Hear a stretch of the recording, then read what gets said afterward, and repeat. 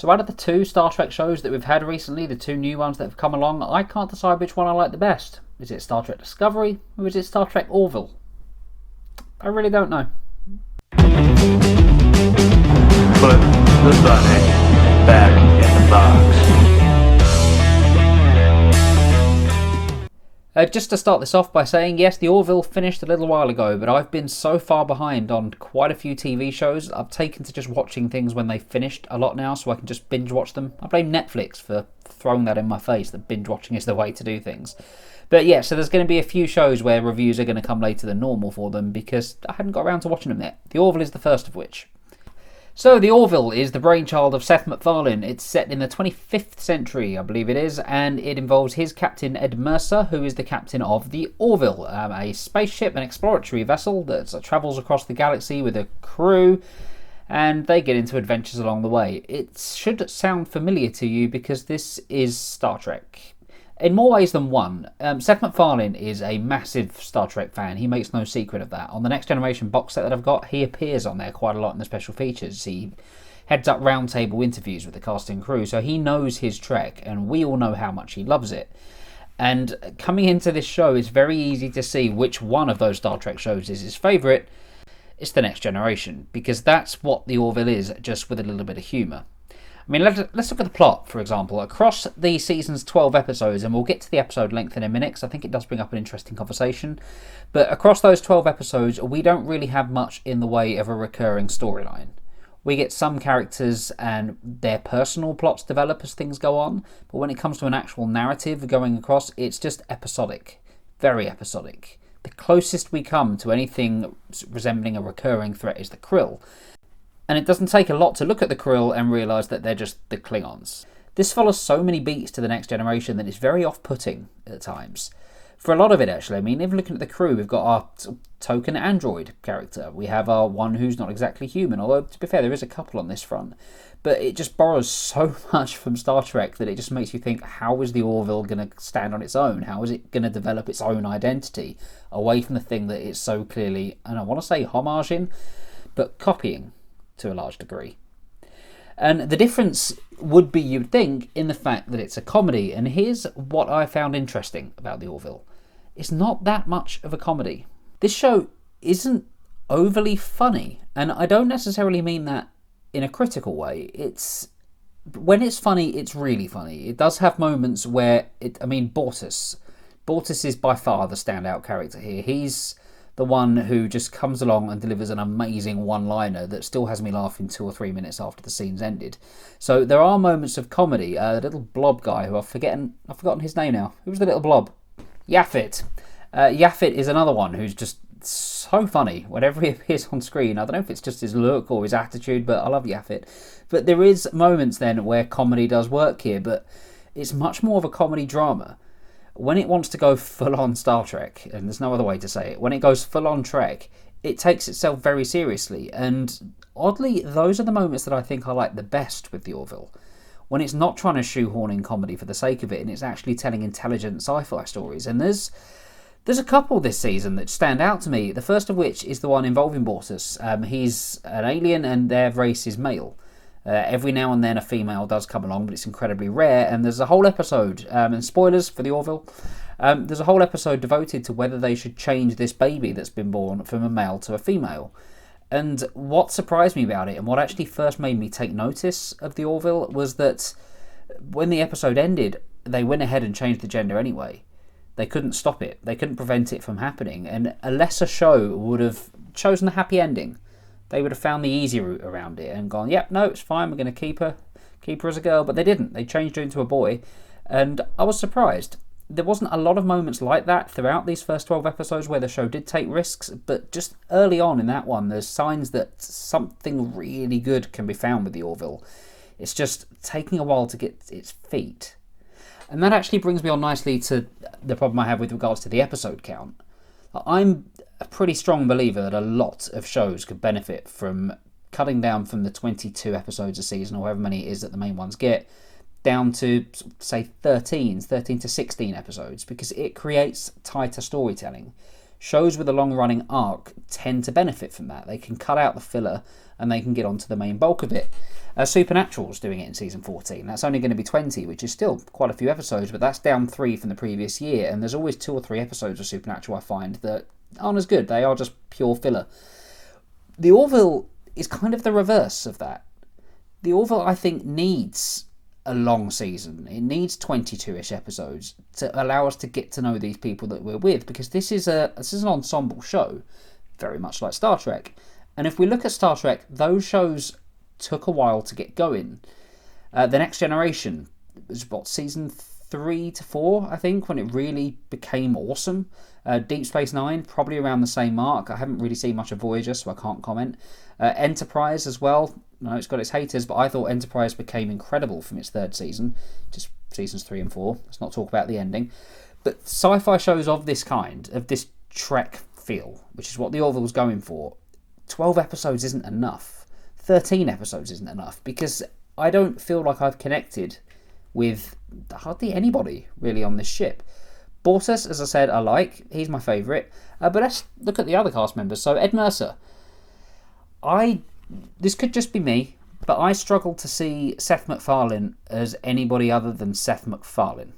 So it's a weird thing that I can't get around, is the fact that I just see him as Seth MacFarlane.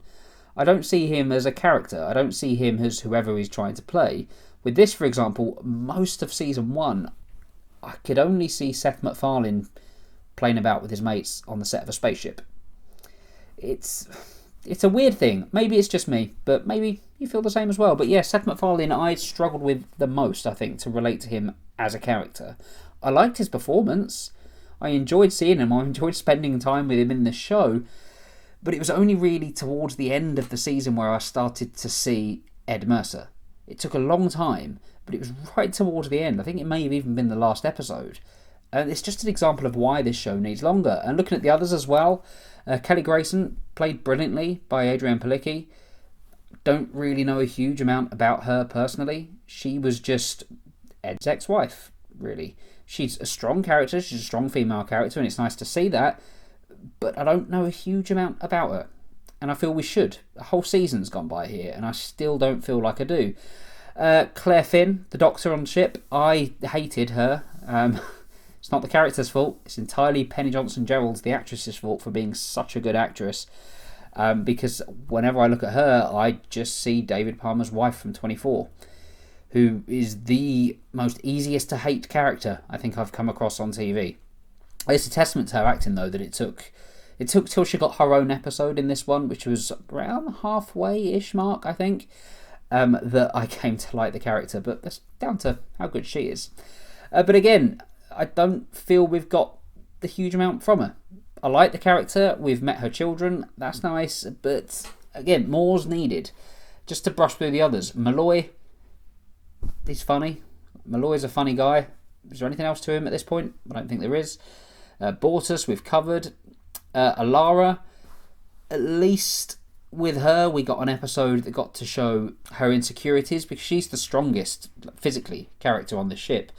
And the episode where we got to see that kind of get broken down somewhat was fun. It was one of those episodes where none of it was all real in the end, which was a bit of a shame, but it was a nice character study, and this needed more character studies than we got. So yeah, I like her. Lamar as well, he got a bit of an arc across this. He came from just being the goofy mate, helping control the ship, and it turned out he was a genius, and he got to get his own command. Well, not his own command, but he got to take an area of the ship, become somebody who was in charge of something. So yeah, something from him as well, but that's it. Oh, and there's Isaac. I didn't mention Isaac. Isaac's fun. Isaac's just a robot. There's a brilliant episode where they're trying to teach him to have a sense of humour, and he cuts somebody's leg off in their sleep. This isn't deep storytelling from the Orville, but moments like that I liked. Yeah, actually I'll give that. Isaac, I feel we've got to know. I like Isaac, but that's probably about half of the cast members who I feel some sort of connection to. After a whole season, it's not great. Needed more, or if we weren't going to get more, they needed to make more of an effort to get to know these people instead of just doing silly stories, which I guess brings us on neatly to the stories. There's a few I liked here. I think the show got better towards the end of season 1. The episode Firestorm that I mentioned just before is a very, very good one. But then we had episodes like Majority Rule, which seemed like it should have been an episode of Sliders rather than an episode of the Orville. It's where they landed on a planet and everyone's kind of rated and it all goes horribly wrong. It was half Sliders, half Black Mirror. It didn't feel like this show at all, and the setting was lazy, by the way. It was a planet that just happened to have developed exactly the same as Earth, which, you know, I guess could happen, but seemed a bit stretched. But that's nothing compared to Cupid's Dagger, the episode where we see Penny Johnson-Gerald's character having sex with a giant blob. That happened.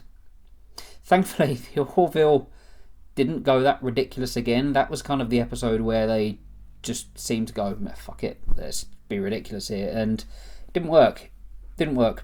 So, well, yeah, there were episodes where it missed the mark. Episodes such as Into the Fold is awesome. So that's the one with Dr. Finn, her sons, and Isaac when they crash on the planet and they're stuck there for, it could have been forever. Like, they genuinely think they might not be able to get home again. It's, again, I keep coming back to this. It's an episode that was about character more than it was about the situation. And I appreciated that. I just wish there was more time for the Orville to do this, or they'd use their time more efficiently. Because there are so many moments where it feels like we're watching something really, really good, and then they'll follow it up with an episode where we just think, what is this? What am I watching? Oh, and I forgot to mention this before with the comedy, but the pop culture references in this, I think as the season went on, they dropped them. But they were so jarring in the first few episodes. Like, I don't know about you, but if in the 25th century people are still talking about the Kardashians, then the future is not worth saving. Not one little bit. Another issue with the Orville is kind of how it ended. So I think, and I may be wrong, there was supposed to be a season finale that for one reason or another was held back for season 2, but it ended with an episode that was just a regular episode. There was no cliffhanger to it. There was no sort of resolution. It did touch on the relationship between Ed and Kelly, so it did touch on that to a degree, and it kind of left them at a certain point. But other than that, there wasn't a draw to come back for season 2, which I really think this show needed. Yeah, it was just a regular, standard, episodic episode, just to wind out the season. And it's not going to come back until December, so by then it would have been off the air for an entire year. Like, I'm worried for this show when it comes back. I do want to mention the production design as well. The set of the Orville looks like a set. Does anybody else find that? It doesn't look like a spaceship. Like, even going back to Trek again, like The Next Generation, Deep Space Nine, they're the two shows I love the most. So I'm always going to mention them whenever I can. But the sets for those, like the set of Deep Space Nine itself and the Enterprise in The Next Generation, I mean, even the original Star Trek, they looked like ships. The ships themselves had character. I mean, Deep Space Nine was a space station, but that certainly had character. The way it was designed, just the overall look of it, it felt like a real place. The Orville just looks like something on a soundstage. It's far too pristine. It's far too clean. So there's nothing about it really that makes me believe that I'm watching these people on a ship. And again, as the season went on, I could kind of stop thinking about that a little bit as I started to finally get to like the characters as things were about to end. I could look past it, but yeah, hopefully something's done with that. Hopefully the set's given a bit of a touch over or something to make it seem like an actual ship. But on the whole, all I'm going to take away from the Orville is potential. This show has the potential to be really good. It has the potential to be as good as Seth MacFarlane clearly hopes it will be. But just with the 12 episodes we've got and the sort of stories that they were telling, for the most part, as I say, there were some gems in there.